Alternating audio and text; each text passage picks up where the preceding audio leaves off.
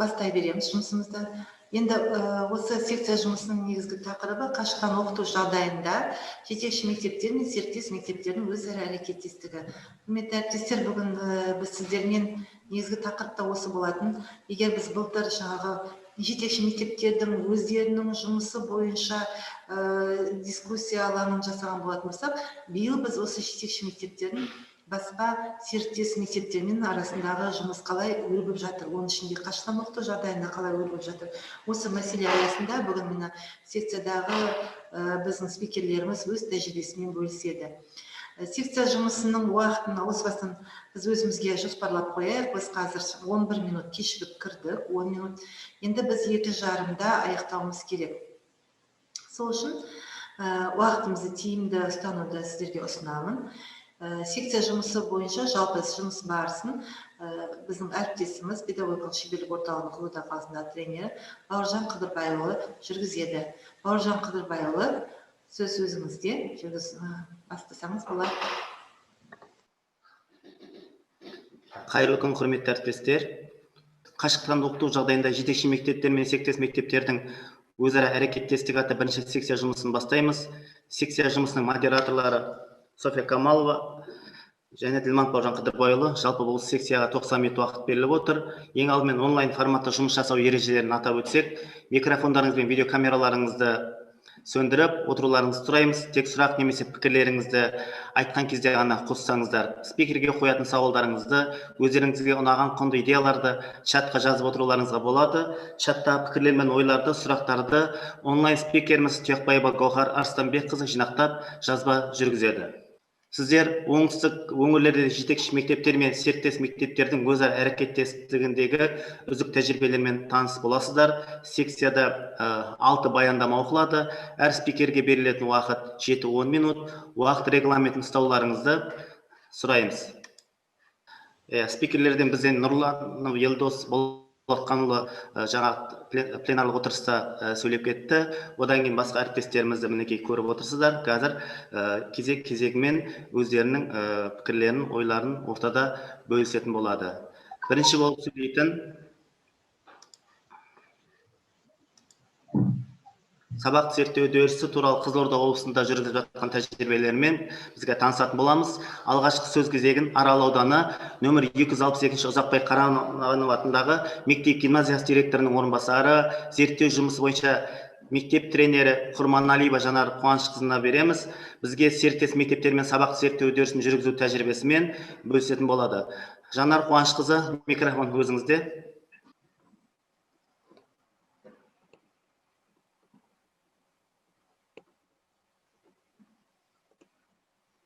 Саламатсыздар ма? Бүгінгі жаңару жарысы 2022 форумының қатысушылары жыл сайынғы ұйымдастырылатын педагогикалық шеберлік орталығының әдістемелік көмек беру бағытындағы бұл форумы ұстаздар үшін өте маңызды. Ендеше сәттілік әріптестер. Мен Құрманалиева Жанар Қуанышқызы, Қызылорда облысы Арал қаласындағы 262 мектеп гимназиясының жетекші мектебінің серіктес мектептермен жұмысын үйлестірушісімін. Бүгін мен сіздермен серіктес мектептердегі сабақты зерттеу үдерісі тақырыбында өз іс тәжірибемізбен бөліспекшімін. Жалпы біздің мектеп гимназия жетекші мектепке қарасты 15 мектеп аудандық білім бөлімінің арнайы бұйрығы негізінде қамтылған. Олармен жұмыс жасауды біз оңтайландыру мақсатында аудандық білім бөлімінің қолдауымен 3 тірек мектебін бекіттік. Олар өздеріңіз көріп отырғандай 81-ші мектеп, оған қарасты серіктес 5 мектеп бар. Және 21-ші орта мектеп, оған қарасты серіктес 5 мектеп, сонымен қатар 20-ші орта мектеп, оған қарасты 5 мектепті арнайы бұйрық негізінде бекітіп алдық.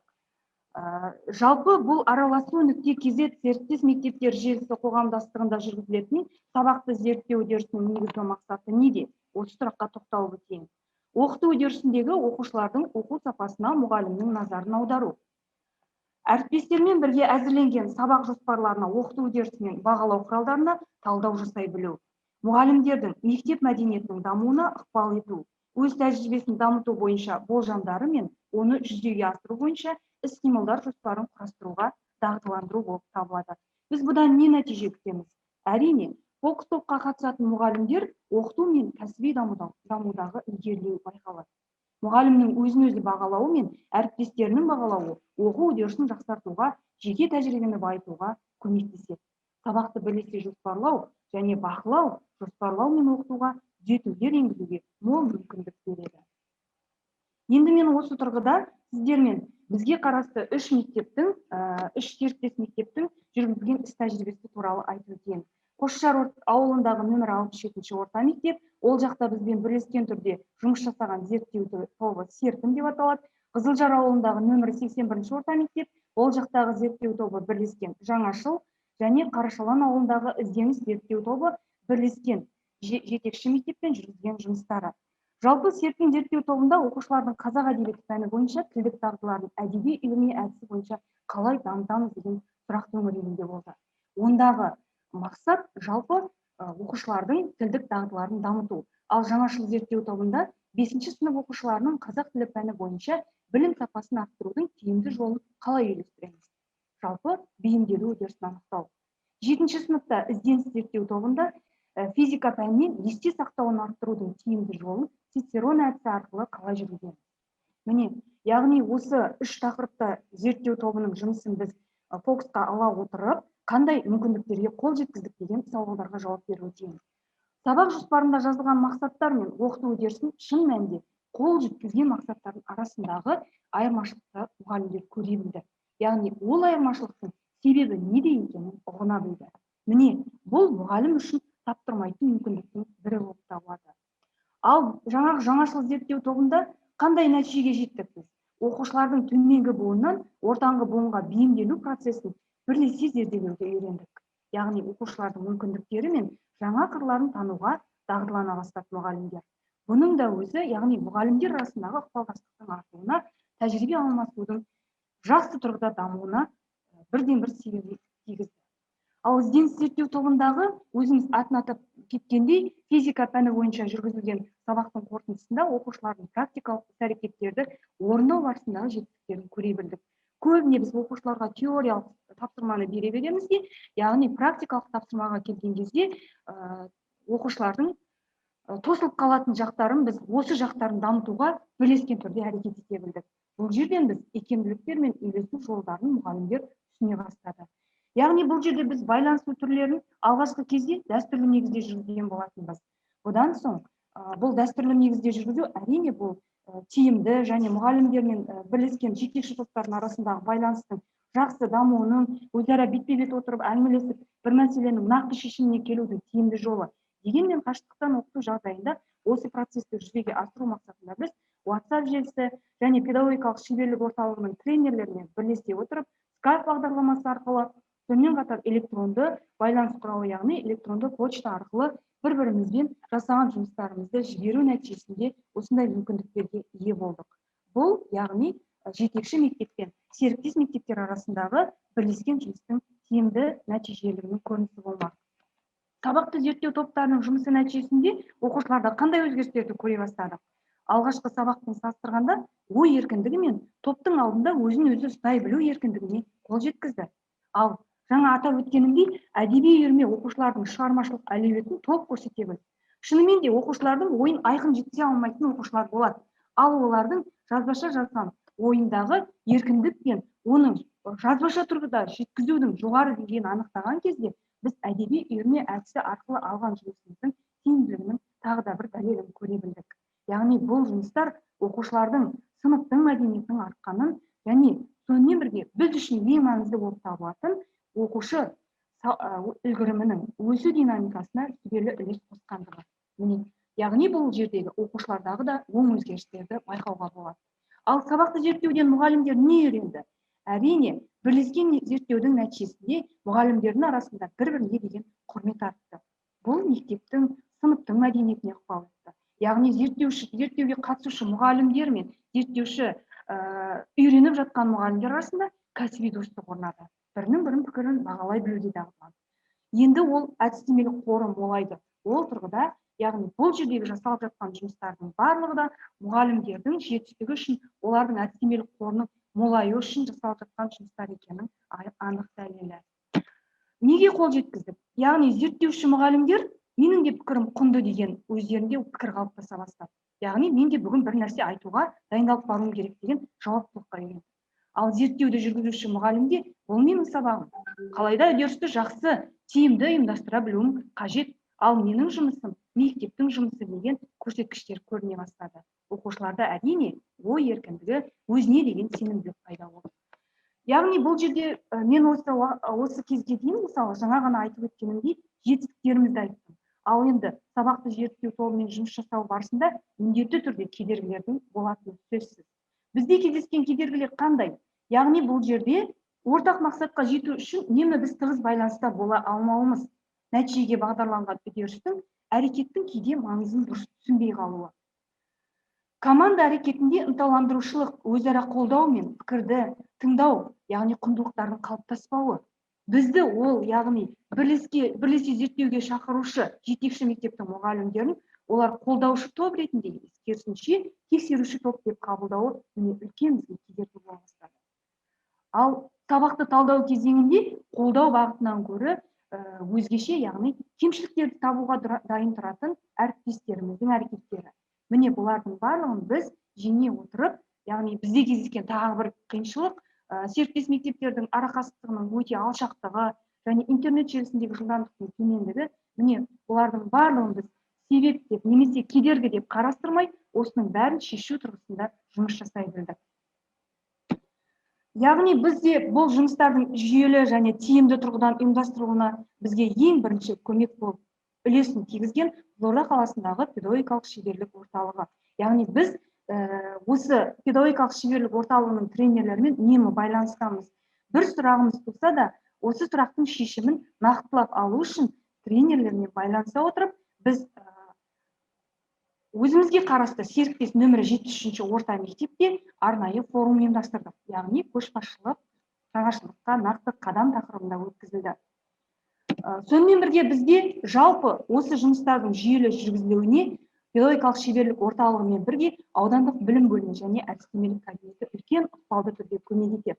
Яғни бұл жерде көшбасшылар кездесуі, сонымен бірге тренерлердің жұмыстары, сондай-ақ мұғалімдер арасындағы байланыстар, осыларды дамыту мақсатында бізде Қамбаш сауықтыру орталығында үлкен жұмыстар ұйымдастырылып тұрады. Оның бірі педагогикалық шеберлік орталығының ұйымдастыруымен өткен кәсіби дамудағы көшбасшылық, педагогикалық менеджмент тақырыбындағы облыстық форум. Бұл форумда біз тек қана аудан мектептеріміз емес, жалпы аудандағы үш жетекші мектеп осы жұмыстарымызбен бөлісіп, өзара тәжірибе алмасуды жүзеге асырдық. Бұл әрине бізге серіктес мектептерге, жетекші мектептерге жасалып жатырған білім бөлімі тарапынан үлкен қолдау деп атап өткім келеді. Жалпы біз сабақты зерттеу тобымен жұмысты үйлестіру мақсатында алда қандай жоспарларымыз бар? Осы сұрақ төңірегінде тоқталып өтейін. Мұғалімдердің бос уақытын тиімді ұйымдастыру мақсатында санитарлық талаптарды сақтай отырып, көшбасшылар кездесуін өткізуді қараша айында жоспарлап отырмыз. Бұл яғни оқытудың синхронды және асинхронды форматтары бойынша оқыту тапсырмаларын тиімді үйлестіру туралы пікірлесу төңірегінде болмақ. Яғни бұл жерде Zoom платформасы негізінде сабақты зерттеу үдерісін жаратылыстану бағытындағы пәндер бойынша жоспарлап, серіктес мектеп зерттеушілерін қатыстыруды бағыттап отырмыз. Мақсат біреу, яғни қашықтықтан оқыту жағдайында оқыту процесін тиімді ұйымдастыруымыз қажет.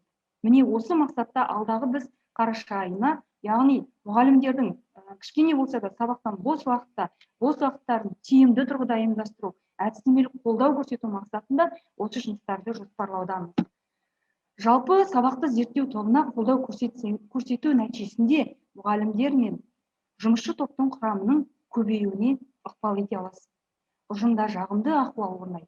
Мұғалімдердің бос уақытын тиімді өткізіп, ізденіс жұмысымен айналысуына, жауапкершілікті сезуіне және іс-әрекетті тиімді ұйымдастыруына түрткі боласыздар. Назар қойып тыңдағандарыңыз үшін рахмет. Біздегі серіктес мектептермен жүргізген жұмыстарымыз туралы тәжірибемізбен бөлістік. Жақсы, Жанар Қуанышқызы, қазіргі таңдағы сабақ зерттеу бойынша өзекті мәселелерді, серіктес мектептермен қандай жұмыстар атқарып жатқандарыңызды, алдағы уақытта қандай жұмыстарды әлде болса атқару жөнінде біраз ақпараттар бердіңіз. Көп рахмет. Енді құрметті әріптестер, жаңағы мен әріптестерімді толық таныстырмай тек қана суреттерді көрсетіп кеттім. Дегенмен де жаңағы Құрманалиева Жанар Қуанышқызына бізде өзінің докладын жасап кетті. Баяндамасын 262 мектеп лицейінің зерттеу бойынша тренері, оқушы жөніндегі орынбасары Арал қаласынан. Одан кейінгі бізде бүгін Тараз қаласы педагогикалық шеберлік орталық филиалынан Тортаева Гүлмира Балтабаевна қатысып отыр. Сонымен қатар Сарыкерме мектеп гимназиясының директоры Есентаева Гүлмира Әуезбаевна қатысып отыр, Жамбыл облысы Байзақ ауданынан. Келесі біздің Алматы облысынан Оспанова Ғалия Рысбаевна, Алматы облысы Ескелді ауданындағы Алдабергенов атындағы орта мектептің әдістемелік орта жұмыстар бойынша мектеп директорының орынбасары, өз тәжірибесімен бөлісетін болады. Тілеубаева Самал Бақтықалиевна, Алматы облысы Қаратал ауданы Ілияс Есенберлин атындағы жетекші мектеп үйлестіруші қызметі жөнінде өзінің тәжірибесімен бөлісетін болады. Сонымен қатар бізде Қызылорда облысы Жалағаш ауданынан Байжанов Жантас Нағметұлы 34-ші орта мектебінен тәрбие саласындағы қашықтан оқытудың мүмкіндіктері мен ерекшеліктерін атап өтетін болады. Сонымен қатар бізде Абилова Лариса Бақтымна қатысып отыр, Алматы облысынан Іле ауданы, яғни 38-ші орта мектептің химия пәні мұғалімі. Жетекші мектептердің үйлестіруші бойынша өзінің тәжірибесін қашықтан оқыту жағдайында қалай қолданып жатыр, осы төңіректе өз тәжірибесімен бөлісетін болады. Көп рахмет. Енді ары қарай біз жұмысымызды жалғастырайық. Қазіргі жағдайда кедергілерге қарамастан тәрбие жұмысын жүйелі жүргізуде ақпараттық коммуникациялық қазір қашықтан оқыту жүйесі білім беру ұйымдарында педагогтардың алдында оқу тәрбие үдерісін басқару мен жүргізудің жаңа талаптарын қойып отырған белгілі. Неше қашықтан тәрбие жұмысын ұйымдастырудың ерекшеліктері мен мүмкіндіктері тақырыбында өз мектебінің тәжірибесімен таныстыру үшін Қызылорда облысы Жалағаш ауданы Бердәулетов атындағы 34-ші орта мектебінің тәрбиеші жөніндегі орынбасары Байжанов Жантас Нағметұлын тыңдап көрсек. Жантас Нағметұлы, микрофон өзіңізде. Жұмысыңызды таныстыра қойсаңыз. Регламент сақтап отырса, құрметті әріптестер, және де спикерлерге қойылған сұрақтар болса, чатқа жазып отырсаңыздар, біздің онлайн спикер сіздердің сұрақтарыңызды міндетті түрде қарастырып отыратын болады. Хабарлама осы біздің секция жұмысының чатына өздеріңіздің сұрақтарыңыз туындап жатса, түсіріп тұрғандарыңыз жақсы болар еді. Кері байланыстарыңыз, ұсыныс пікірлеріңізді. Жақсы. Қайырлы күн, құрметті әріптестер. Жаңару жарысы 2020 форумына қош келдіңіздер. Сіздерге сәттілік тілеймін. Мен Қызылорда облысы Жалағаш ауданы Мөрәл Шәйменов ауылындағы Әбдірашит Бердәулетов атындағы нөмір 34-ші орта мектептің тәрбиеші орынбасары Байжан Жантас Нағметұлы. Енді дүние жүзіне орын алған пандемияға байланысты қашықтан оқытуға көшу барысында біздің мектебімізде біршама осы шаңырақ балалар қоғамдастығының біршама әлеуметтік жобалары іске асырылып отырды. Бір сәтте тоқтаған емес. Осымен қоса түрлі үйірмелерде жүргізіліп отырды. Мемлекет басшысы берген тапсырмаға сәйкес Назарбаев зияткерлік мектептері бірнеше жыл бойы білім беру саласының үздік халықаралық тәжірибесімен практиканы талдау, енгізу ісімен айналысып келеді. Осы бағытында, осы үндеуде мені бейжай қалдырмады. Яғни мені қанаттандырып, балдармен және сынды жетекшілермен жұмыс жасауға мол мүмкіндік берді. 2016 жылдан бастап Жалағаш ауданындағы ауыл мектептері арасында ең бірінші болып, өз мектебінде Назарбаев зияткерлік мектептерінің шаңырақ оқушылар қоғамдастығы жұмыстарын енгізген болатынмын. Әрине, басында қорқыныш пен қобалжу сезімі де болды. Ауыл балалары мен ұстаздары бұл жобаларды қалай қабылдайды екен деген осындай қобалжулар болды. Осы біз серіктес мектептердің бізде енді ауданымызда жетекші мектеп 201-ші орта мектеп, мына жерде көріп отырсыздар. Осы бізде желі қоғамдаста 5 мектеп бар ауданда, серіктес мектептерде. Бізде 115-ші мектеп, 114-ші мектеп, 116-ші мектеп, 34-ші мектеп, 201-ші мектеп лицейі бұл аудандағы біздің жетекші мектептеріміз болып саналады. Яғни қалған мектептер осы ауылда орналасқан серіктес мектептер болып табыламыз. Осы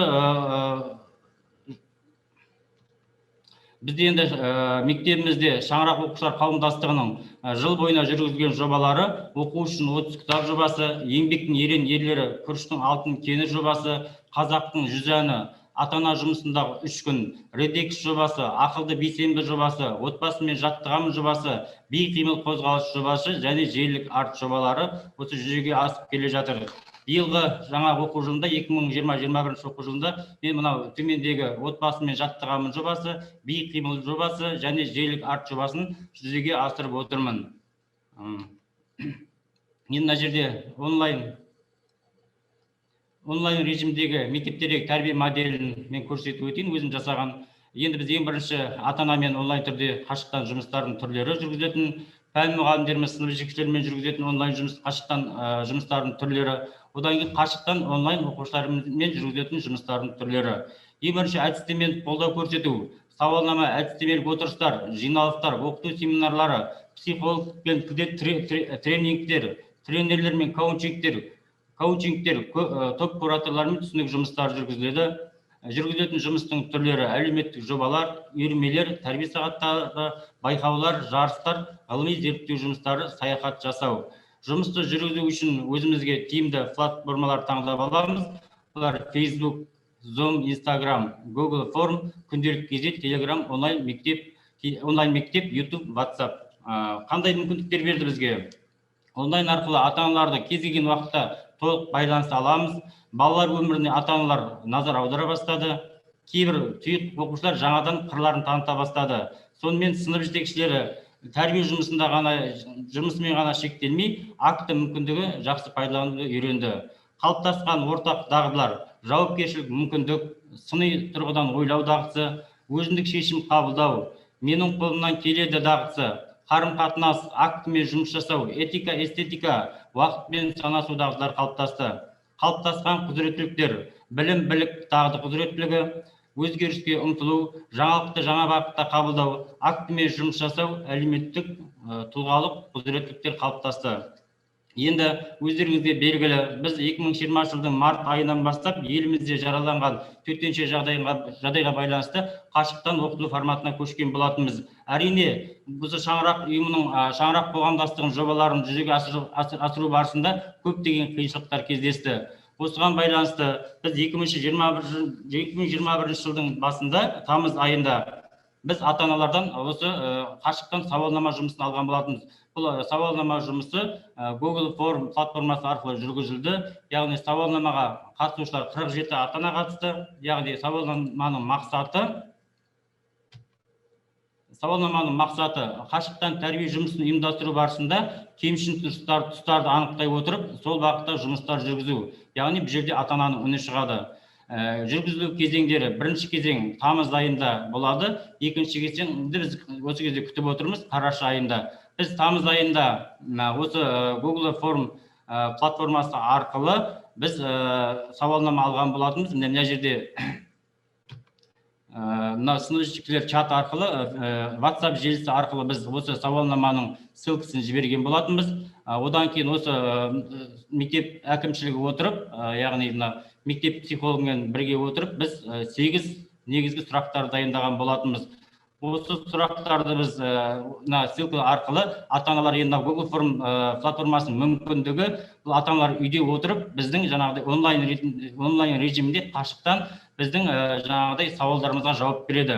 Бұл жерде енді біз қағаз варианттан алғаннан көрі, біз осы вариантты, осы платформаның мүмкіндігін пайдаландық. Енді ата-аналар үйлерінде отырып сұраққа нақты жауап береді, әділ жауап береді.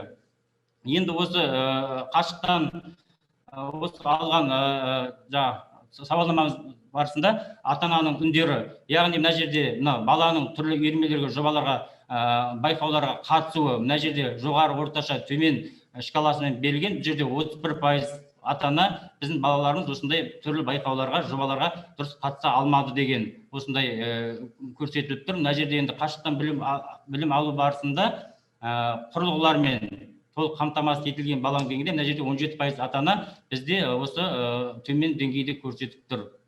Енді осы бағытында біз мектеп әкімшілігі көп жұмыстар жүргіздік деп айта аламын. Сауалнама қорытындысы бойынша қашықтан білім алу жағдайында балаңыз құрылғымен қамтамасыз етілген бе сұрағы бойынша демеушілер меценаттар тартып, осы 17% баланы біз планшеттермен қамтамасыз еткен болатынбыз. сауалнама қорытындысы бойынша мына бізде екі сұрақ, проблемный сұрақ шығып тұр мектебімізде осындай жаңа сауалнама бойынша. Сауалнама қорытындысы бойынша мектеп әкімшілік тарапынан әдістемелік қолдау көрсетілді ме сұрағы бойынша ата-аналармен қашықтан форматында жиналыстар, түсіндірме жұмыстары, мектеп психологымен бірге кеңес жұмыстары жүргізілді. Сауалнама алу барысында мектеп әкімшілігі ата-аналармен бірге жүргізілетін жұмыстардың жобасын әзірледі. Қашықтан бағыт бойынша сауалнамалар алу, ашық есік күнін өткізу, семинар кеңес ұйымдастыру, ата-аналар арасында қашықтан жобалар ұйымдастыру. Менде біздің мектебімізде түрлі жобалар жүзеге асып отырды. Енді ақылды бейсенбі жобасы бұрыннан да мектебімізде жүзеге асып жатқан осы шаңырақ ұйымының жобаларының бірі. Енді бұл бізге осы қашықтан білім беру мазмұны жағдайында бізге бұл мол мүмкіндік берді.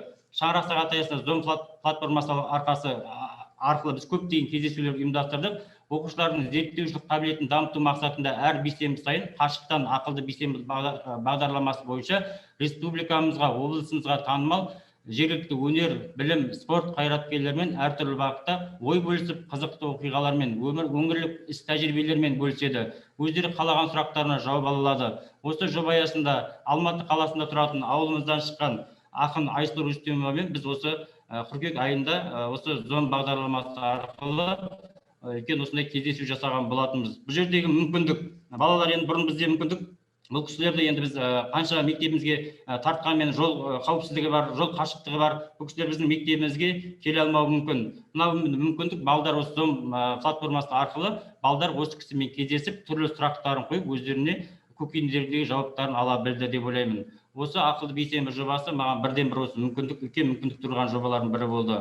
Одан кейін бізде енді мектепте міндетті түрде осы оқу үшін 30 кітап жобасы жүріп отырады.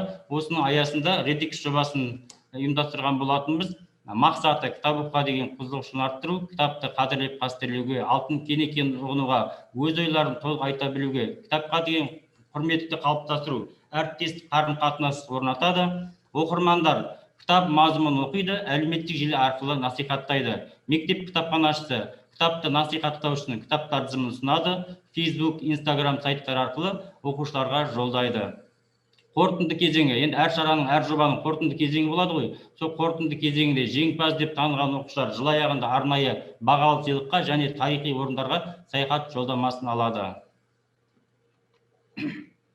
Енді жылдағы мен осы шаңырақ ұйымының жобаларын мектепке енгізу барысында мен ең бірінші осы жобаны мектепке енгізген болатынмын.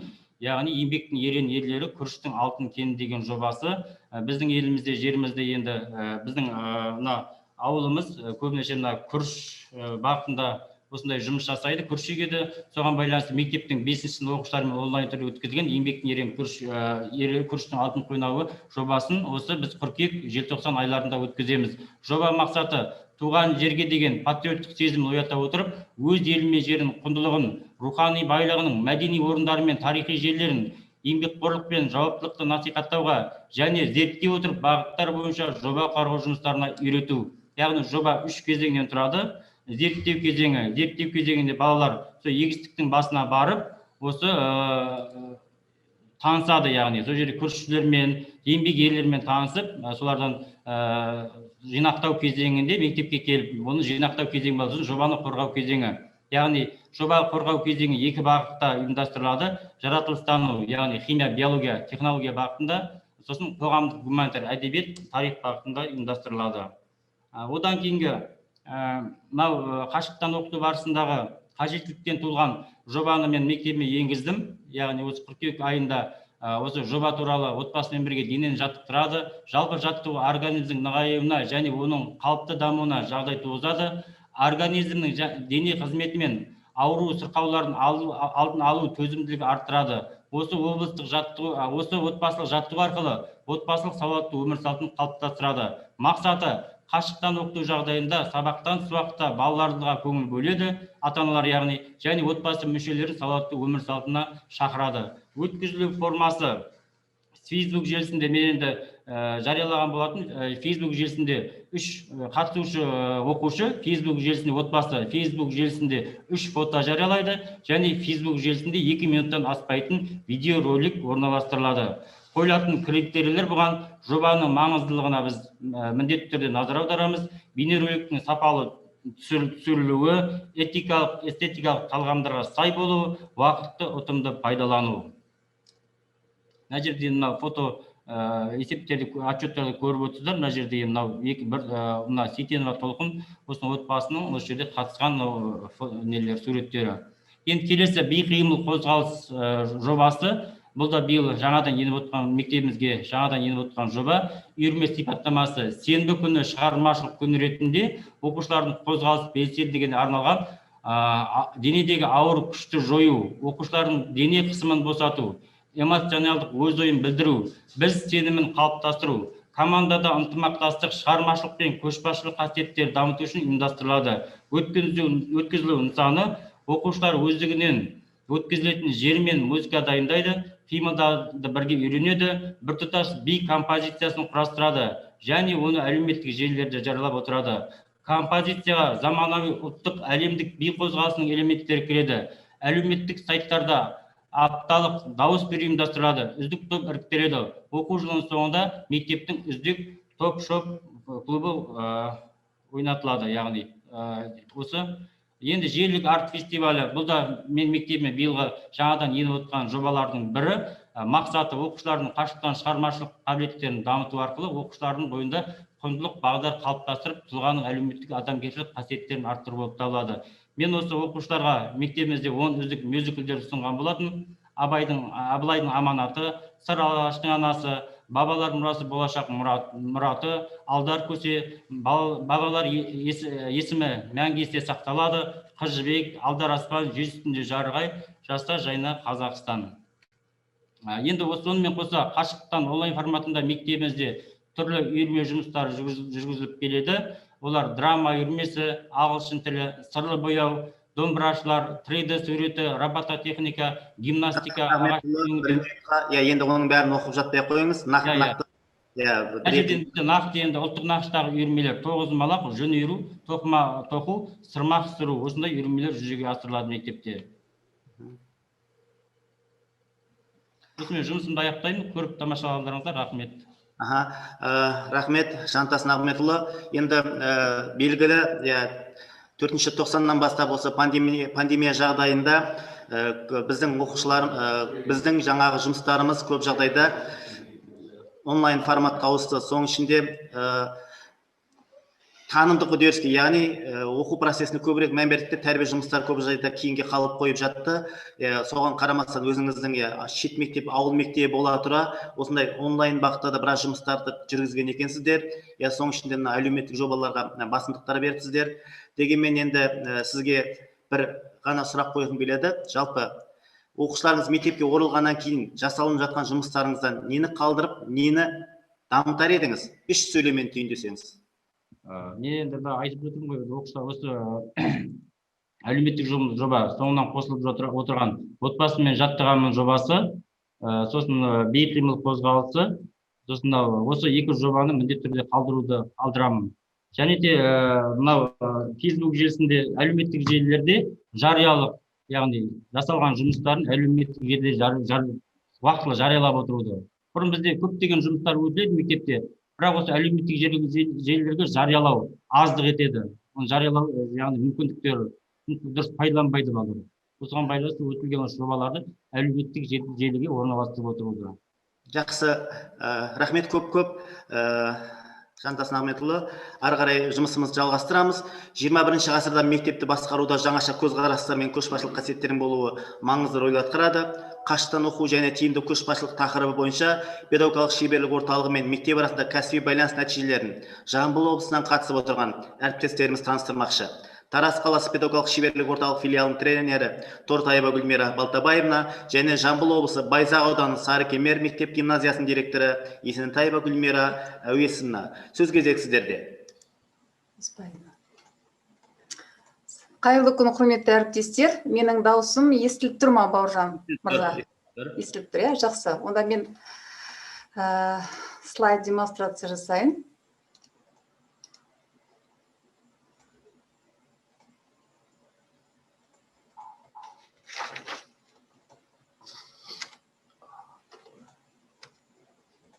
Таныстырылым слайдтар көрініп тұр ма екен? Аха, көрінді. Начало қой берсеңіз. Жақсы. Бір 2 минут уақыттарыңызды аламын. Кіріспе сөз ретінде бірлескен жұмыстың мақсат міндеттеріне сәйкес қашықтықтан оқу және педагогикалық әрекеттестік. Құрметті әріптестер, 21 ғасырда адамдарды қашықтан тиімді басқару қажеттілігі бүгінгі күнде шындыққа айналып отырғаны барлығымызға мәлім. Ең өзекті тақырыптардың бірі болып отыр. Әсіресе жүйе және филиалдарды басқаратын ұйымдарға бұл ең қажетті тақырыптардың бірі деп отырмыз. Яғни адамдарды қашықтықтан тиімді басқару, қалай басқару керек, оны қаншалықты тиімді басқару керек деген сұрақтар төңірегінде қазір жетекші мектепке келейік. Жетекші мектеп, өздеріңізге қазір барлық осы жерде жиналып отырған әріптестер, жетекші мектептің үйлестірушісі немесе жетекші мектептің көшбасшылары қатысып отырған шығар. Бұл тақырып жетекші мектеп, қазір сіздер білесіздер, серіктес мектептер жүйесі немесе серіктес мектептің командаларымен жұмыс жасайтын мектептер. Сондықтан бұл жерде қашықтан тиімді басқару деген ұғым, тиімді және тиімсіз деген екі ұғым бар. Сол осы тұрғыдан қарастыратын болсақ, тиімді басқаруды қалай іске асырамыз және бүгін қаншалықты ол тақырып өзекті. Жетекші мектептерді қашықтан тиімді, жетекші мектеп, серіктес мектептерді қашықтан тиімді басқару тиімсіз болады, егер де педагогикалық кадрлардың дайындығы болмаса. Екінші мәселе ақпараттық коммуникациялық технологиялармен жабдықталмаса. Енді екінші мәселеге қатысты мен аса қиындықтар жоқ деп ойлаймын. Қазір Қазақстанның барлық мектептері ақпараттық коммуникациялық технологиялармен жабдықталған. Біріншіден, екіншіден мұғалімде аса бастапқы кезде қиындықтар болған шығар. 4-ші тоқсанның басында пандемиялық жағдайға байланысты еліміздің қашықтықтан оқуға көшуіне байланысты. Қазір барлығы реттелген, биылғы оқу жылынан бастап қашықтықтан оқу жалғастырылып жатыр. Сондықтан мұғалімдерде барлық қашықтықтан оқуды ұйымдастыратын құрылғылар, гаджеттер және жаңағы қажетті ақпараттық технологиялық техникалардың бары деп ойлаймыз. Себебі барлығымыз сабақ беріп отырғаннан кейін оны мақсатты түрде жүзеге асырып отырмыз деп ойлаймын. Енді бұл жерде екінші мәселе туындайды. Барлық жетекші мектептің, мен енді жетекші мектепке қатысты айтып отырмын, жетекші мектептің директорларының алдында үлкен бір мәселе тұрды, ол педагогикалық кадрлардың дайындығы. Қаншалықты осы жағдайға дайынбыз? Бұл ең өзекті мәселе болды. Бұл осы жерде мен қашықтық менеджменті деген ұғымды көтергім келіп отыр. Яғни қашықтық менеджменті. Менеджер, ол директор деп, мектеп басшысы деп, мектеп директоры деп алатын болсақ, мектеп директоры жоспарлау, үйлестіру, қашықтықтан оқуды басқару, тағы да стратегияларын таңдау деген өте өзекті бағыттары бар. Сол бағыттардың ішіндегі ең бастысы педагог қызметкерлердің қашықтан әрекеттесуін ұйымдастыру. Яғни қалай мұғалімдер бір-бірімен әрекеттеседі. Бұл жерде бірінші мәселе жетекші мектептер үшін тұратын болса, екінші жағынан ойланды жетекші мектептер. Ал менің мектебім ғана емес қой. Менде серіктес мектептерге деген жауапкершілік бар. Яғни мен серіктес мектептерге де жетекші мектептің алдына қойылған Назарбаев зияткерлік мектебінің тәжірибесін тарату мақсатында жұмыс жасау жүктелген болатын. Жаңартылған білім беру мазмұнын енгізуге қатысты жұмыстар жүргізу қарастырылған. Қашықтықтан өтуге байланысты бұл жұмысты әрине тоқтатуға болмайды. Әр мектеп шамасы келген шараға жалғастырды. Дегенмен барлық мектеп басшыларының алдында ең бірінші мәселе педагогикалық кадрларды дайындау. Осыған дайындау болды. Себебі енді ол үшін ақпараттық коммуникациялық технологиялар мен интернет мүмкіндіктерін қолдану дағдыларын жетілдіру арқылы педагогикалық қызметкерлердің қашықтан өзара әрекеттесуге үйретуге көшті. Осы жағдайда педагогикалық шеберлік орталығының Тараз қаласындағы филиалының жұмысының басты бағыттарының бірі жетекші мектептермен өзара әрекеттестігі. Олай болатын болса, филиал біріншіден келесі бағыт 8 үлкен бағыт бойынша жұмысты белсенді түрде ұйымдастыруға көшті. Қашықтықтан оқуды ұйымдастырудың онлайн құралдарын қолдану жалпы тақырып бойынша вебинарлар өткізілді. Тәлімгерлік жетекші мектептерге, себебі бізде әрбір жетекші мектепке бекітілген тренерлар бар.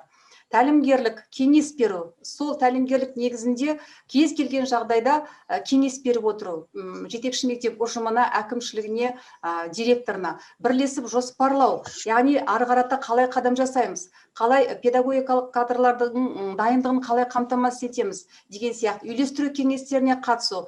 Міндетті түрде әр тренер бізде жетекші мектептің кеңестерінде мүше болып есептелінеді. Мектеп активін оқыту, халықаралық республикалық шараларға қатысуға ықпал ету. Яғни сол қашықтықтан оқуға көшуге байланысты өте көп ақпарат, мүмкіндіктер, құралдар жариялана бастады. Міне солардан хабардар ету үшін бірден біз сондай ақпарат беру мақсатында жұмыс жасадық. Және кураторлық қызметі жүзеге асырылды.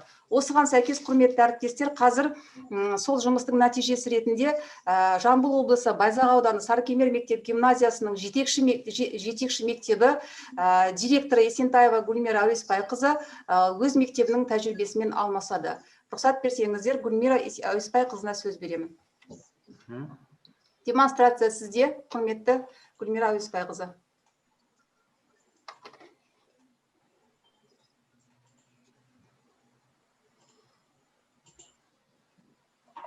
Қайырлы күн, құрметті София Такенна, Бауыржан Арбайұлы.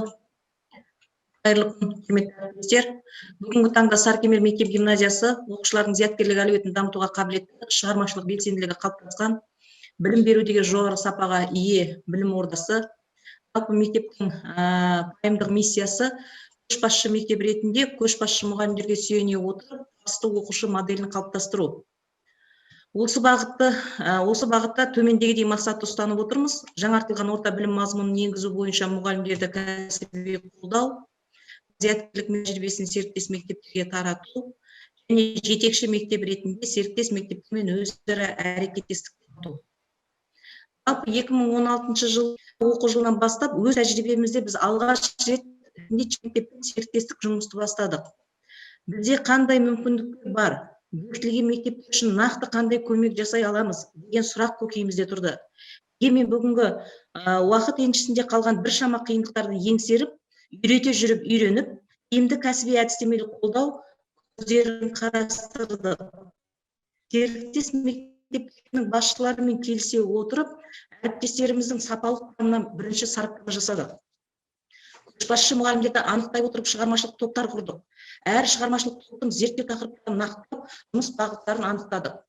Нәтижесінде тағылым кәсіби қоғамдастығының зерттеу тақырыбы анықталып, зерттеу тақырыбымызды оқушылардың оқу танымдық дағдыларын қалыптастыру және оны дамытудың тиімді жолдарын анықтау және жетілдіру деп алдық.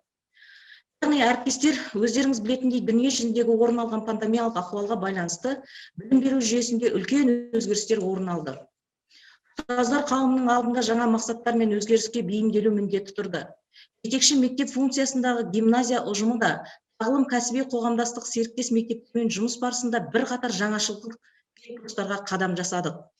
Қоғамдастық жоспарына шұғыл өзгерістер енгізіп, жұмыс жоспарын қайта қарап, түзетулер енгізіп, әрбір серіктес мектептің қашықтықтан оқыту режиміне нәтижелі де сапалы жұмыс жүргізуі үшін арнайы циклограмма жасадық. Сонымен қатар ата-аналар, оқушылар, мұғалімдер тарапынан кездескен қиындықтарды дер кезінде шешу үшін жұмыс штабын құрдық.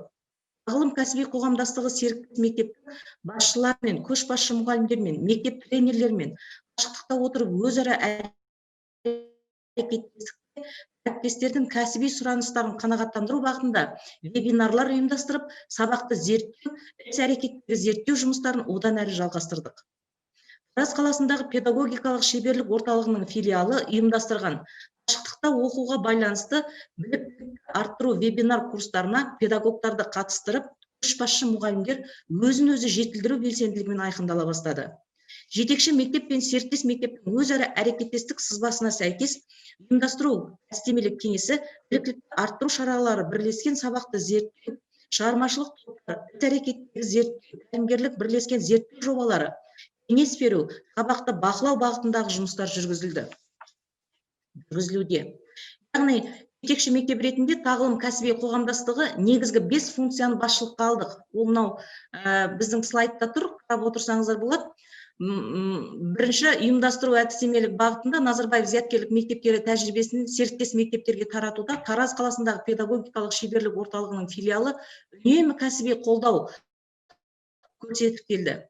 Жетекші мектеп ретінде қоғамдастықтың жоспарына сәйкес каскадтық жүйе бойынша серіктес мектептермен жұмыс жүйесі үздіксіз кәсіби байланысты жұмыс жасадық.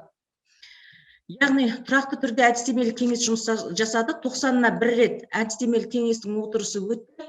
Құрамында Назарбаев мектебіндегі зияткерлік мектебі дербес білім беру ұйымымен ынтымақтастық меморандумы аясында мектеп әкімшілігі, облыстық оқу әдістемелік кабинеттің жауапты әдіскері Жанна Есбалайқызы және Тараз қаласындағы педагогикалық шеберлік орталығының филиалының тренері Гүлмира Балтабайқызы, одан кейін Байзақ ауданы білім бөлімі әдістемелік кабинеттің меңгерушісі Жанат Әшімұлы және серіктес 7 мектептің директорлары осы жұмысты жүргізуде.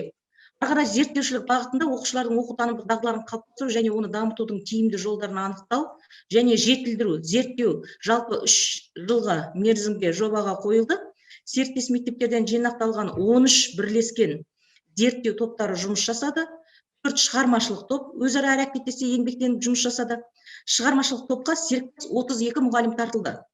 Оқу әдістемелік бағытында тағылым кәсіби қоғамдастығының жұмыс жоспарының оқу әдістемелік бағыты бойынша іс-шаралар өткізілді. Диагностикалық талдама жасау, серіктес мектептер әкімшілігі, мұғалімдер, оқушы, ата-аналардың қатысуымен сауалнамалар алынып, сұхбаттар өткізіліп, сабақтар қадағалауда болды.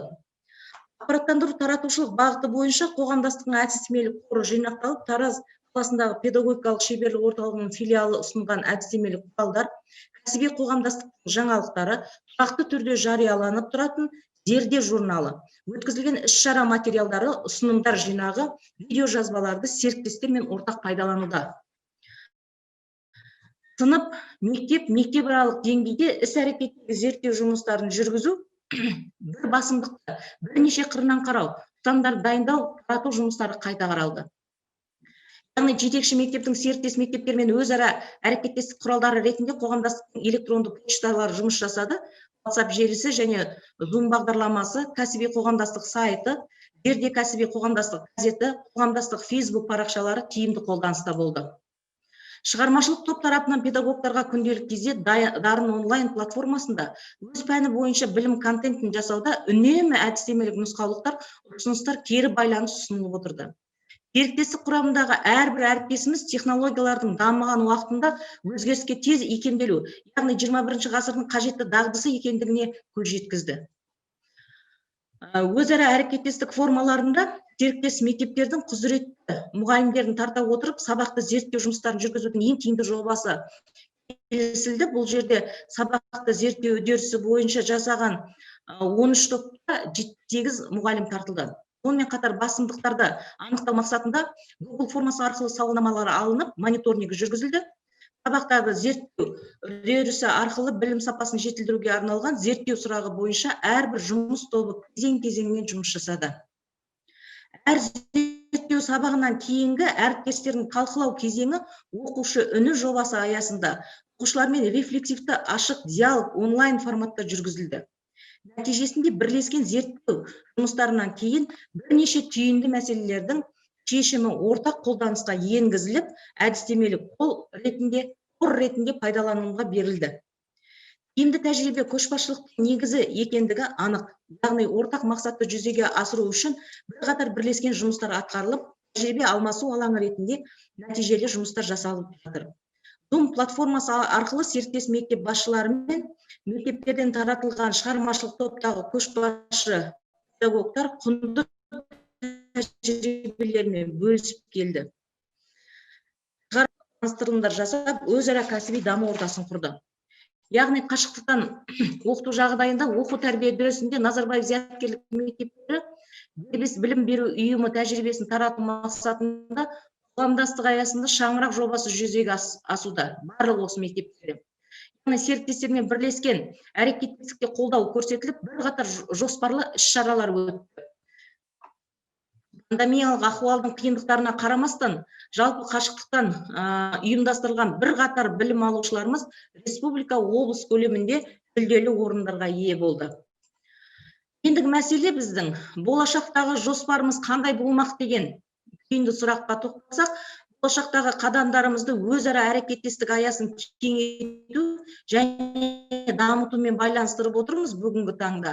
Мектеп активінің каскадты әрекеттестігін жандандырсақ дейміз. Яғни тренер, жетекші мектеп тренерлері, серіктес мектеп тренерлері моделі арқылы тренердің күшті потенциалын әріптестерді кәсіби қолдауға жұмылдырамыз. Тәжірибедегі рефлексия тренерлерімен қоғамдастығын құрамыз. Сабақты зерттеу тренерлерінің қоғамдастығын құрамыз. Критериалды бағалау тренерлері қоғамдастығын құрамыз. БЖБ, ТЖБ әзірлеу тренерлер қоғамдастығын құрамыз. Жалпы сабақты тренерлер жұмысын бірлесіп жоспарлау, оқыту, бағалау қағидаларына негіздеу деп отырмыз.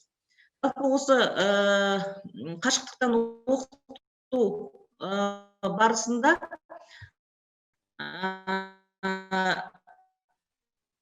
осы серіктес мектептермен бірлесе жұмыс жасаудың арқасында бір кедергілер болды деп ойламаймын. Өте қызықты, тартымды жұмыстар жүргізілді. Енді бүгінгі мынау жасап отқан баяндама төңірегінде не айтуға болады? Жалпы бұдан кейінгі ары қарайғы жұмыстарымызда тағы да кең көлемде тығыз байланыста жұмыс жасасақ деп көптеген жұмыстарды жоспарлап жатырмыз. Сол жоспарларды іске асыруға, яғни бүгінгі форумға қатысушы әріптестер ынтымақтастық аясында барлық мүмкіндіктерді пайдалана отырып, білім бағдарламасына сай іргелі істерді бірлесіп атқаратынымызға, жалпы кедергілердің бәрінен бірлесіп шығатынымызға менің сенімім мол. Барлық форумға қатысушыларға жаңа ойлар мен жарқын бастамалар тілеймін. Тыңдағандарыңызға көп рахмет. Жақсы, жамбылдық әріптестерге үлкен рахмет айтамыз. Ұжымды қалай тиімді басқару, тағылым қоғамдастығының аясындағы өзара әрекеттескен жұмыстарды өте жақсы ашып айта алдыңыз. Әріптестерімізге тәжірибе болады деп ойлаймын. Енді ары қарай жұмысымызды жалғастырамыз. Түскі үзіліске дейін сіздер постер сессия барысында оңтүстік өңірлердегі жетекші мектептер мен серіктес мектептер арасындағы өзара әрекеттестік модельдермен таныс болдыңыздар. Осы тақырыпты бізге кеңінен ашып түсіндіру үшін сөз кезегін Алматы облысынан қатысып отырған әріптестерге ұсынамыз. Оспанова Ғалия Рысбаевна, Алдабергенов атындағы орта мектептің әдістемелік жұмыстар бойынша мектеп директорының орынбасары, Ескелді ауданы, Алматы облысы. Ғалия Рысбаевна, микрофон өзіңізде. Рахмет, сәлеметсіздер ме, құрметті әріптестер, уважаемые коллеги, участники регионального форума. Вас приветствует Алматинская область, Ескелдинский район, средняя школа имени Нурмалды Алдабергенова. Оспанова Галия Рыспаевна, заместитель директора по методической работе. Представляю вам свое выступление. В начале... Құрметті әріптестер, слайд қосылды ма екен? Көрінді ме бәрі? Пока слайдқа қойып берсеңіз.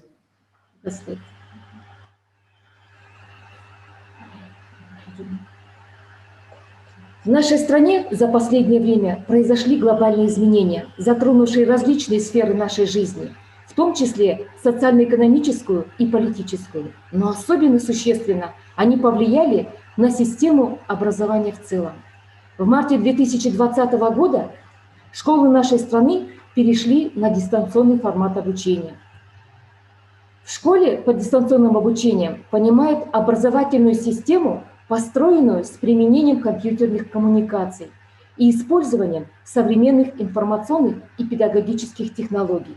Дистанционное обучение имеет свои плюсы, и это социальное равноправие, обучение в индивидуальном темпе, свобода и гибкость, доступность, мобильность, технологичность и творчество. Работа нашей школы, как ведущей, совсем невелика. Нам всего 1 год. Но за это время мы смогли сделать очень многое. За этот небольшой срок мы успели чему-то научиться и что-то предпринять. Цель нашей работы, как ведущей, это обмен опытом работы и обобщение передового опыта работы школы по созданию и развитию сетевого профессионального сообщества педагогов.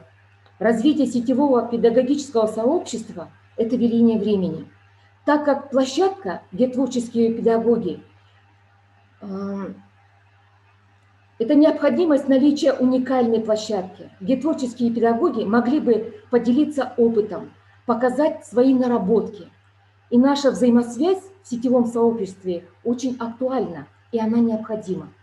Тема нашего сетевого сообщества – развитие исследовательских навыков учителей с целью улучшения анализа своей педагогической деятельности. Наша цель – совершенствование профессиональной компетентности учителей через деятельность сетевого сообщества по реализации новых подходов преподавания и обучения в школьной практике, создание базы данных по программным продуктам учебного назначения и опыту их применения на уроках и во внеклассной деятельности, создание единого информационного пространства для учителей ведущих и магнитных школ. Обмен опытом, поддержка и сотрудничество коллег в этом сообществе. Задачи, которые мы поставили перед собой. Оказание педагогической поддержки, применение образовательных ресурсов и инструментов в педагогической практике, создание информационно-методического пространства для учителей магнитных школ, объединение учителей магнитных школ по их профессиональным интересам, организация информационно-методической поддержки и профессиональную взаимопомощь в сетевом сообществе. Ведущей школой ведется непрерывная организация и проведение консультаций.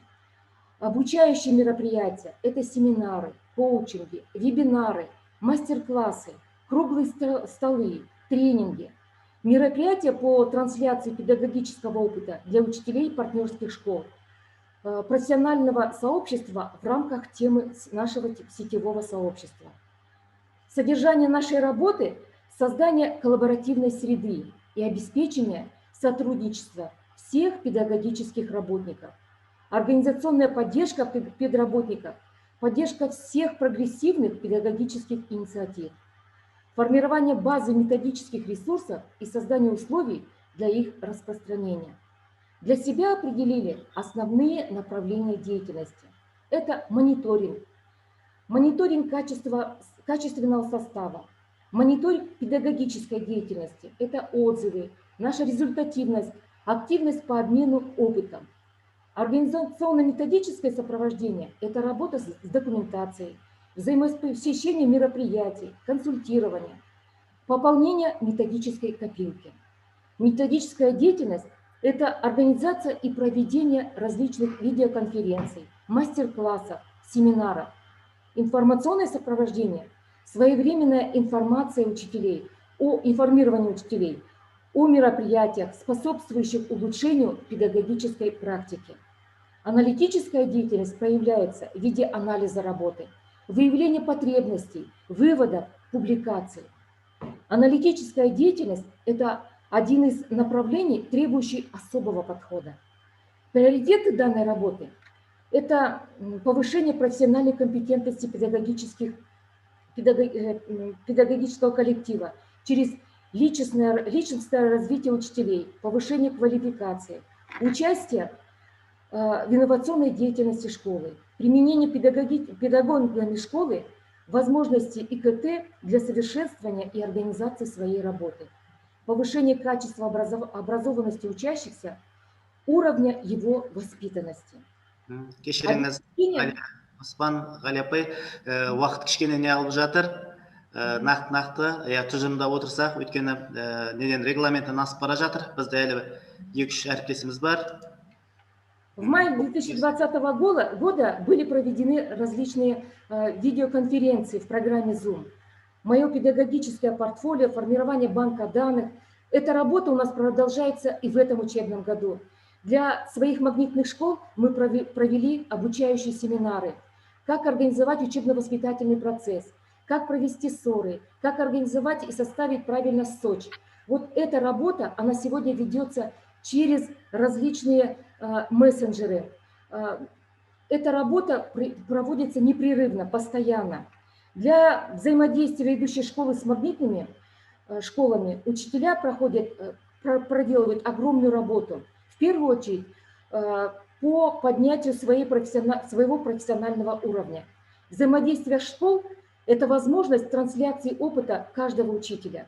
В заключение хочу сказать, что единственной преградой в осуществлении наших планов на завтра могут стать сегодняшние сомнения. Поэтому прочь сомнения. Мы хотим стать таким сообществом школ, которое объединяется с целью создания высоких результатов для работы наших магнитных школ. Спасибо большое за внимание. Жақсы. Рахмет көп. Ары қарай жұмысымызды жалғастырамыз. Ғалия Арыспаевна, көп рахмет. Микрофонды Алматы облысы Іле ауданы 38-ші орта мектептің химия пәні мұғалімі, жетекші мектеп үйлестірушісі Абилова Лариса Бақытовнаға ағасынамыз. Құрметті әріптестер, енді кішкене регламентті нақты уақытты мүлде нақты азайтып сөйлесеңіздер өте қуанамыз, өйткені алда әлі жұмыстарымыз бар. Біз 1:30-да осы жерде жұмысымызды толық аяқтап бітіруіміз керек. Лариса Бақытовна қашықтан оқытуды ұйымдастыруда серіктес мектептер мұғалімдерін әдістемелік қолдау бағытында өз тәжірибесімен бөлісетін болады. Микрофон сізде. Спасибо. Меня слышно? Ага. Хорошо. Добрый день, меня зовут Абилова Лариса Бахытовна. Я представляю ведущую школу-гимназию 38 Илийского района Алматинской области. Я уже с 2013 года руковожу сообществом, но в этом году у нас немножко формат поменялся, и поэтому мое выступление, тема моего выступления – методическое сопровождение учителей магнитных школ при организации дистанционного обучения.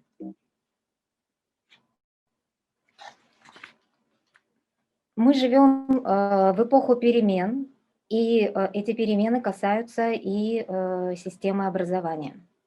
Основным направлением в развитии образования в мире является равный доступ к недорогому и качественному образованию.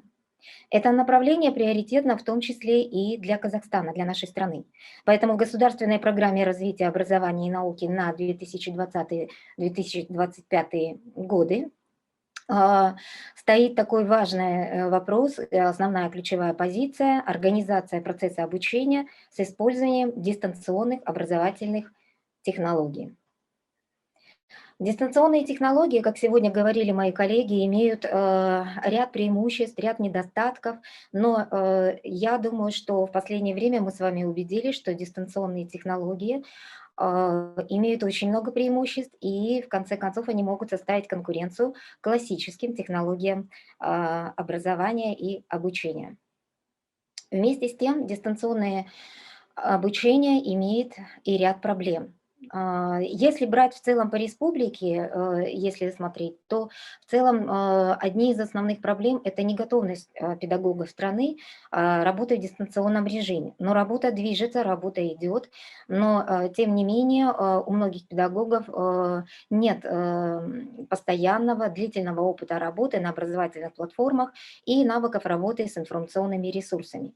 Еще одна проблема – это то, что цифровые образовательные ресурсы, которыми мы сейчас пользуемся, остаются пока еще несовершенными. Но здесь мы тоже с вами в режиме реального времени видим, как каждый день все меняется и улучшается в лучшую сторону. Поэтому, учитывая эти проблемы, скажем, что на первый план выходит такая задача – составление методических рекомендаций по организации работы учителя, простого учителя в режиме дистанционного обучения. Когда мы говорим о том, что с нами происходят перемены, с каждым учителем, с каждым из нас.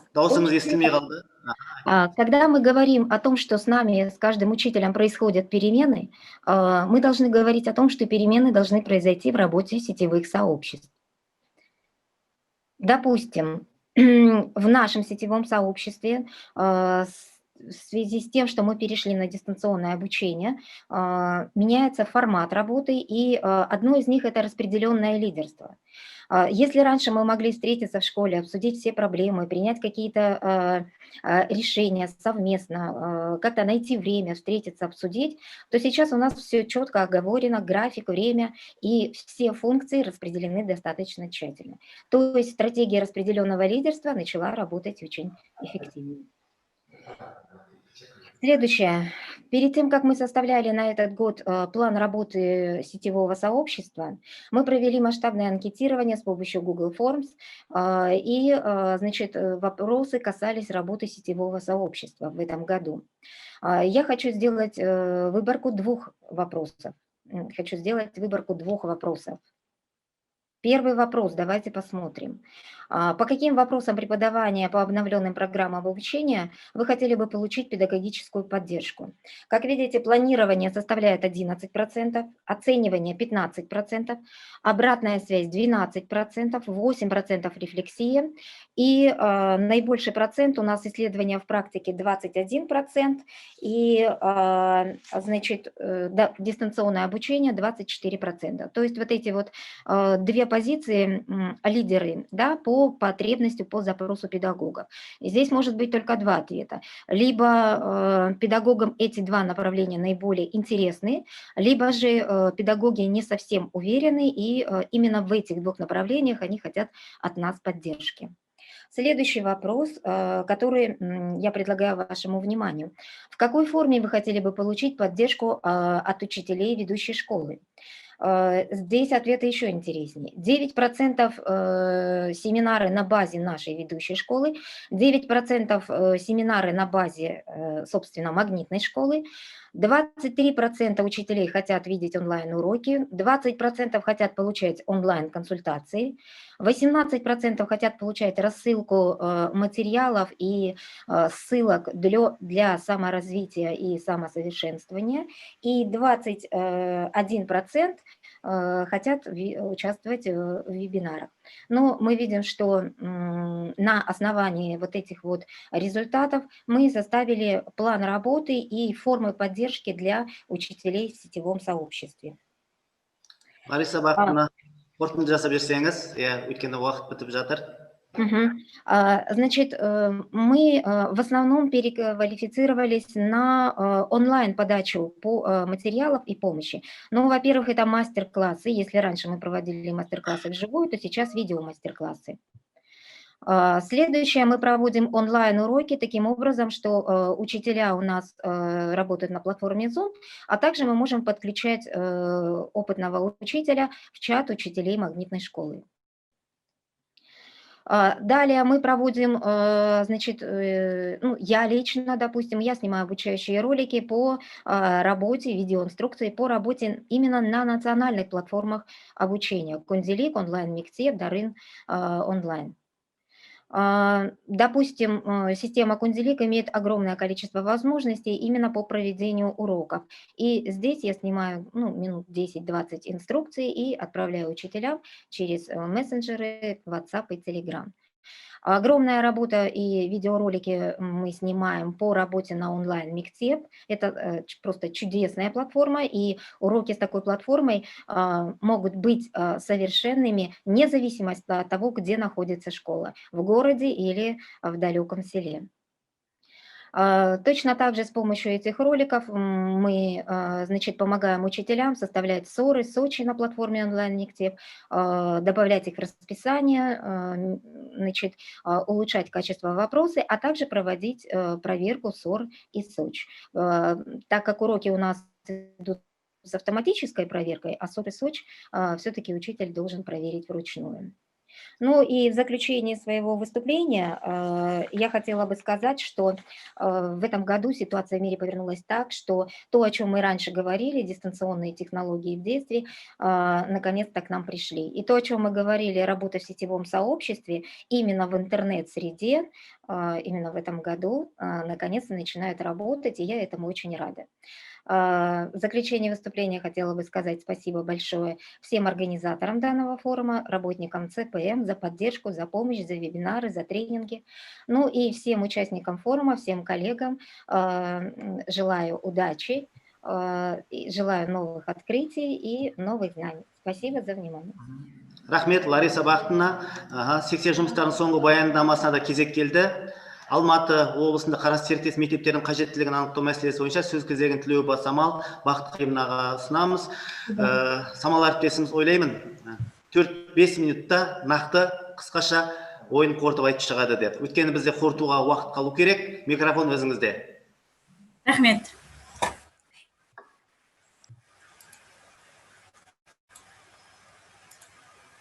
Сәлеметсіздер ме, құрметті әріптестер? Қашықтан оқыту жағдайында серіктес мектептердің қажеттілігін анықтау жолдары. Біздің желі қауымдастығы серпін деп аталады. Жетекші мектеп Илья Сесенберлин атындағы орта мектебі, үйлестірушісі мен Тілеубаева Самал Бақытқалиқызы. Серіктес мектептердің құрамына Уян орталау мектебі және Байсейітов атындағы орта мектеп енеді. Жалпы мұғалімдер саны 3 мектепте 85, оның ішінде деңгейлік оқығандары 23, тренерлер саны 10. Серіктес мектептердің қажеттілігін анықтау жолдары, яғни қандай жолдармен анықталды. Оның жауабы ретінде онлайн сауалнамалар арқылы және әріптестерімізбен кәсіби әңгімелер жүргізу барысында, сонымен қатар видео жазбаларды зерделеу мақсатында жүргізген болатынбыз. Онлайн сауалнамалардан әр мектептен, яғни серіктес мектептерден 2 рет алынды. Ол сауалнамаларда мынадай проблемалар мен қажеттіліктерді анықтадық. Қашықтан оқытуда интернет желісінің төмен жылдамдықта болуы, көп балалы отбасылардың бір мезгілде сабаққа қатысуы және оқушылардың толық сабаққа қатыспауы. Сонымен қатар көбінесе WhatsApp желісіне сүйенетіндігі анықталды. Ал біріншіден ата-аналарға әдістемелік көмек қажет, екіншіден отбасыларға әлеуметтік қажет етілді. Яғни бұл қажеттіліктен туындады. Әріптестерімізді кәсіби әңгімеге тартқан уақытта сұрақтар беріліп, ол сұрақтардың шешімі дер кезінде жауап берілді. Мысалы, серіктес мектептерде әріптестерімізбенен әңгіме жүргізген уақытта баршасына қойылған сұрақтардың шешімі табылды. Интернет желісінің дұрыс болмауы неліктен деген сұраққа әріптестеріміз тығырықтан шығу үшін асинхронды оқытуды қолдана білдік. Екіншіден, сіз және сіздің оқушыларыңыз қандай да бір мәселені бір сыныпта отырып бірлесіп шеше алмау мүмкіндігі туды. Сол кезде бұл жолдан қалай шықтыңыз деген сауалға Zoom мүмкіндігін пайдаландық. Сессия залдарында дегенмен де мүмкіншілігі бар балалар осы Zoom платформасына сессия залдарында өз ойларын айта білді деп жауап берді. Және оқушының сабаққа толық қатыспау неліктен деген сұраққа әріптестеріміз оның шешімі оқушының ата-анамен байланысы аздығы. Өйткені күндіз ата-аналар жұмыста болады да, балаларына қадағалау аз уақыт бөлінеді. Және де серіктес мектептерде оқу жылында 2 сабақтарға қатысқан болатынбыз. Онлайн режимінде, яғни Zoom платформасында міне оқушылардың жауаптары, сабаққа қатысымы және кері байланыстар WhatsApp желісі арқылы алынып отырды.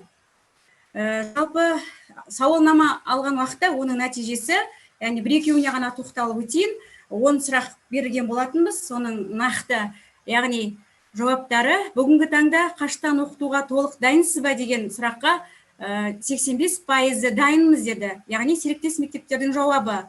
Ал қашықтан оқытуда қай тәсілді тиімді деп ойлайсыз деген сауалға әрине асинхронды деп 100% көрсете білді.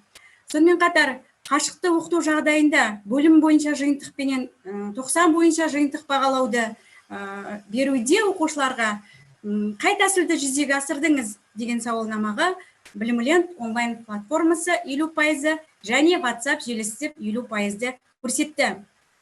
Ал тәжірибеңізді бағалаудың қай түрін жиі қолданасыз деген сауалнамаға балдық жүйе 80%-ті көрсетті.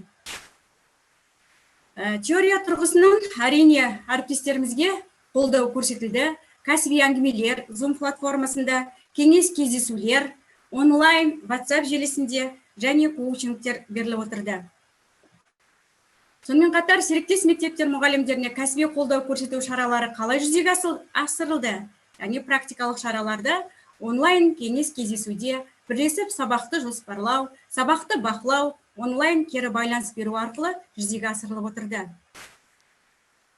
Жоғарыда айтып өткенде, және серіктес мектептердің қажеттілігін анықтауда мен айтқан болатынмын, сабақтардың видео жазбаларын зерделеу, онлайн сауалнамалар арқылы және кәсіби әңгімелер арқылы анықтадық деп. Осыған салыстырмалы талдау жүргізіп өтейін. Ең басты мынадай сұрақ туындады. Қаншалықты тиімді болды? Ұтымды тұстарын атаңыз. Яғни осы тәсілдеде. Яғни сабақтардың видео жазбалары. Әріптестеріміз, яғни видео жазбаны дайындайды, және ол келесі әріптестерімізге де пайдалануға болады сабақ жоспарын. Сондықтан дайын сабақ қолдануға тиімді. Оқушылардың мүмкіндігіне орай тапсырмалар құрастырылған. Кері байланыс, рефлексия ұтымды қолданылған. Онлайн сауалнамалардың нәтижесінде тиімді болған тұсы. Әріптестер сұраққа нақты жауап берді. Кездескен проблемалар мен қажеттіліктерді ашық айтып, ойларын жеткізді. Кәсіби әңгіме барысында Zoom платформасында бетпе-бет кездесу болды. Тәжірибеде кездескен қиыншылықтарды атап берді, және әріптестеріміз ойларын ортаға салды.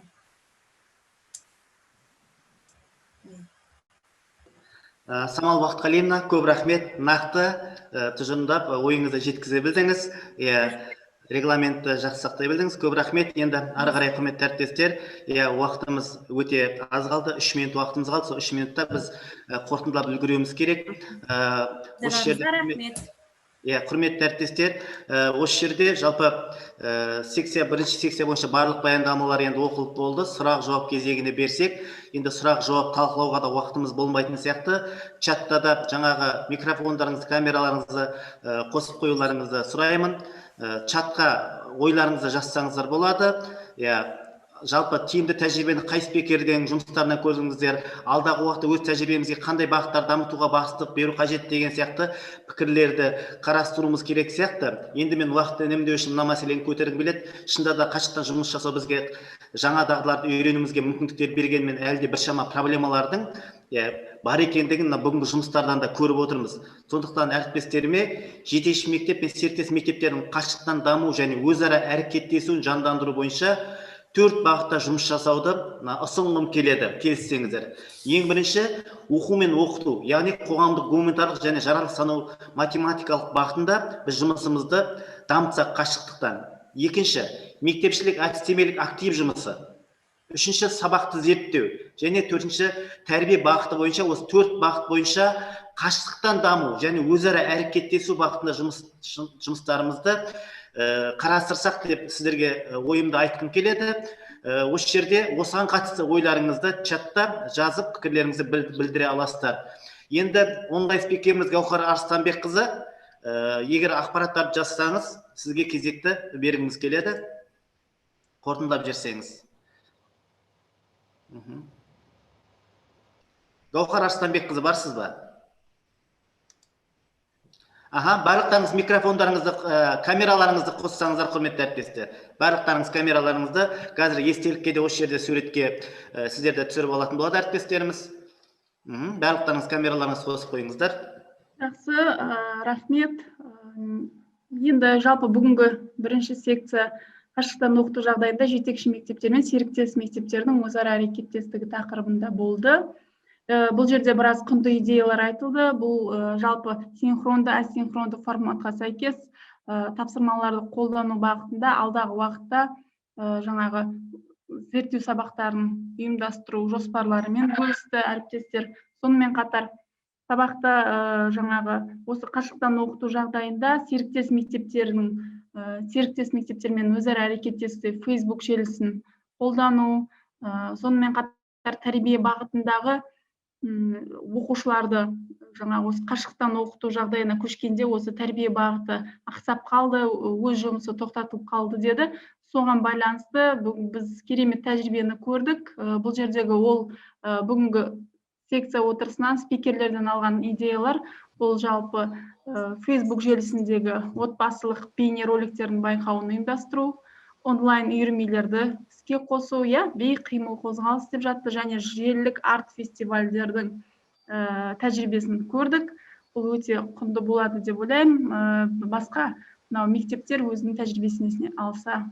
Сонымен қатар мынау оқыту процесіне, тәрбие процесіне ата-аналарды тарту барысында осы жерде де біз жақсы жобаны көрдік. Бұл ата-аналарға арналған жоба. Идеялар айтылды. Сонымен қатар мынау серіктес мектептермен жұмыс жасау барысында ақпараттық әдістемелік ортаны қалыптастыру маңыздылығы айтылды.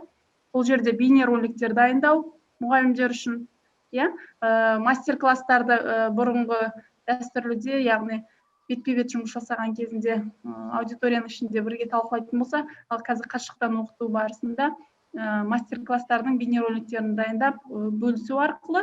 Сонымен қатар бұл жердегі құнды идея болған, менің ойымша, мынау нақты осы қашықтан оқытуды жүзеге асыруда нақты нұсқаулықтарды әзірлеп мектептерге тарату жақсы идеясы айтылды. Енді бұл жерде бірнеше сұрақтар болды. Бұл жердегі сұрақтардан жалпы қашықтан тәжірибе алмасуда интернет желісі нашар мектептермен жұмыс жүргізу қалай жүргізіліп жатыр деген сұрақ болды. Содан кейін алдағы уақытта қашықтан әрекеттесудің қандай модельдерін ұсынасыздар деген екі сұрақ ұсынылды. Сонымен қатар тиімді тәжірибе ретінде біз мына жерде жалпы онлайн сауалнаманың мүмкіндіктерін кеңінен қолданғанын көрдік. Бұл ата-аналармен жұмыс жасауда және мына серіктес мектептердің қажеттіліктерін анықтауда осы онлайн сауалнамалардың тиімділігін көріп отырмыз. Тәрбие жұмысын ұйымдастыруда, қашықтан ұйымдастыруда әлеуметтік желілердің мүмкіндіктерін қолдану, сынып жетекшілері арқылы жүзеге асыру, түрлі конкурстардың өткізуі. Сонымен қатар ақылды бейсенбі жобасы өте тиімді тәжірибелердің бірі екендігін көзіміз жетті. Сонымен қатар әріптестеріміздің тәжірибесінен жаңағы осы шаңырақ жобасының аясында, қоғамдастықтың аясында Редекс жобасы және бұл жерде тек қана жобаның жеңімпаздарын марапаттау, яғни ынталандыру мақсатында тарихи орындарға саяхат жолдамасы деген өте тиімді тәжірибелердің бірі реті деп есептедік. Енді мына жерде қарап отырсаңыздар, жетекші мектептермен жұмыс жасау барысында жетекші мектептердің өзінің қол астындағы серіктес мектептермен жұмыс жасау барысында вебинарларды пайдалану, қоғамдастықтың сайттарын және Facebook парақшалары арқылы осы өзара әрекеттестікті реттеп отырған, ұйымдастырған, алдын ала жоспарланған шаралар бойынша түйімді оймен, енді бұл жерде жалпы маған қашықтан оқыту жағдайында да біз жаңағы мұғалімдерге әдістемелік қолдау көрсетуді тоқтатпауымыз керек. Сондықтан біз көрген жаңағы сабақты зерттеуді ұйымдастырудың онлайн форматын керемет тәжірибе көрдік.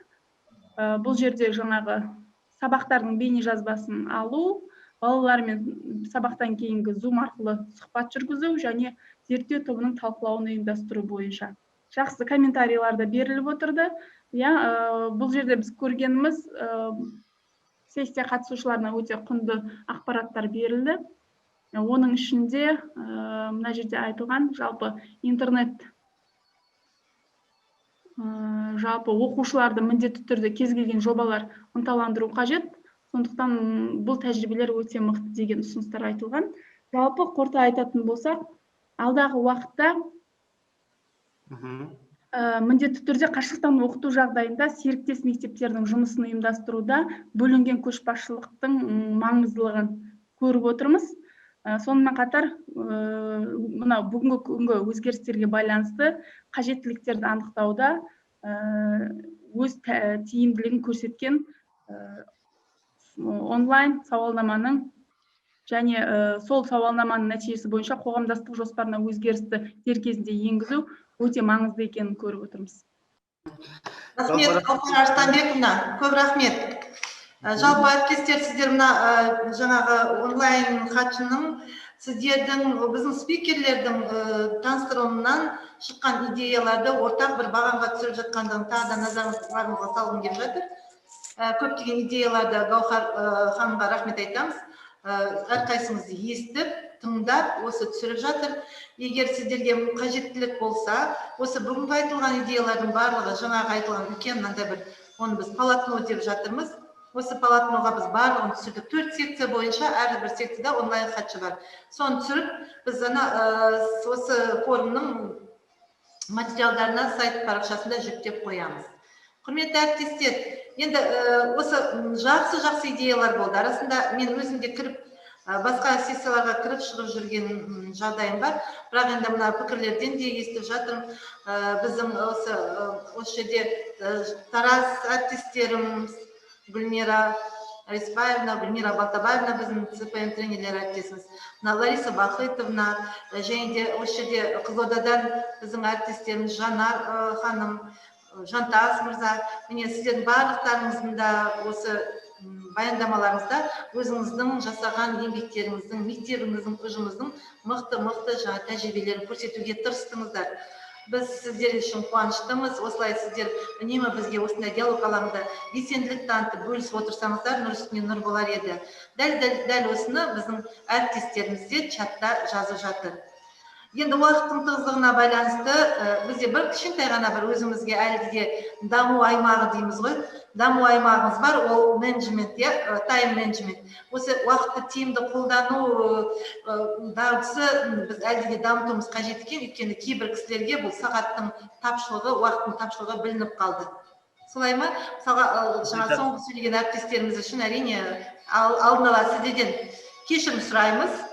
Сіздердің алдыңыздағы әріптестеріңіз сіздердің уақыттарыңызға кіріп кеткен үшін.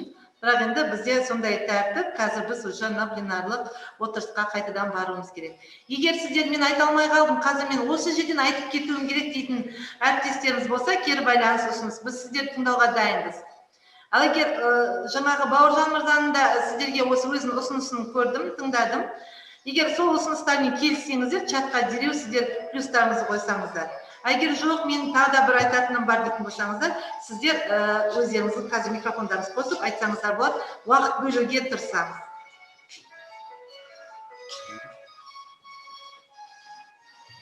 Әріптестер. Советекенді көп рахмет.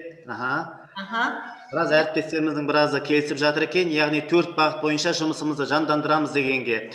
Яғни оқуда жаратылыстану және гуманитарлық бағыт бойынша жұмысты дамыту, сабақ зерттеу, мектеп активтерінің жұмысын жандандыру қашықтықтан, сонымен қатар тәрбие жұмысын, осы 4 бағыт бойынша жұмысты серіктес және жетекші мектептердің арасында өзара әрекеттестікті қашықтықтан осы қазан айынан бастап келесі жыл қазанға дейін біз жақсы жұмыстарымызды көрсетеміз деп әріптестер плюс белгісін қойып жатыр. Солай түсініп отырмын. Келесі жыл осындай уақытта тағы кездесетін боламыз. Талдықорған қаласында Алматы облысының ұйымдастыруымен үлкен форумда. Рахмет, әріптестер. Бауыржан Тұрсынтайұлы, тағы да бір нәрседе мен түсінгенім, бүгін егер біз тағы да айтып жатырмын, кешегі жылы біз жалпы жетекші мектептердің ішінде болып жатқан жұмысты, жалпы сол мектептің өзіндегі жаңағы идеялар, өздерінің мектебінің мұғалімдерінің кәсібилігін дамыту бағытында әңгімеге болса, біз бүгін сіздермен серіктес мектептердің әлеуетін көтеру үшін не істеп жатырмыз. Оның ішінде тек қана біз жаңағы бетпе-бет кезеңінде емес, бетпе-бет кезеңі қалып қойды. Қазіргі біздің проблемамыз олармен қашықтан өзара әрекеттестікке ену. Бұл көп мектептер үшін өте қиындықтар туындатып отыр. Бүгін біздің спикерлерімізге үлкен алғыс, олар осы мектептермен қашықтан осы байланысты қалай жасап жатқандығы туралы бізге өзінің идеяларын айтты. Бұл тек қана бастама. Бауыржан мырзаның айтып жатқан жаңағы ұсынысы, келер жылы біз әр өңір жаңа берілген 4 бағытты өзімізге белгілеп алсақ. Мысалға, жаңа Лариса Бахытовна зерттеу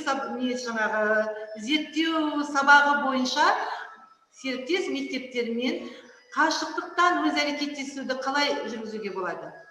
Немесе мектепшілік активтің жұмысын қашықтықтан өзара әрекеттесе отыру арқылы қалай дамытуға болады? Біз осы бағытта әлде де өзімізді дамытуымыз қажет. Солай емес пе, әріптестер? Сіздер менімен келіседі деп ойлайсыздар?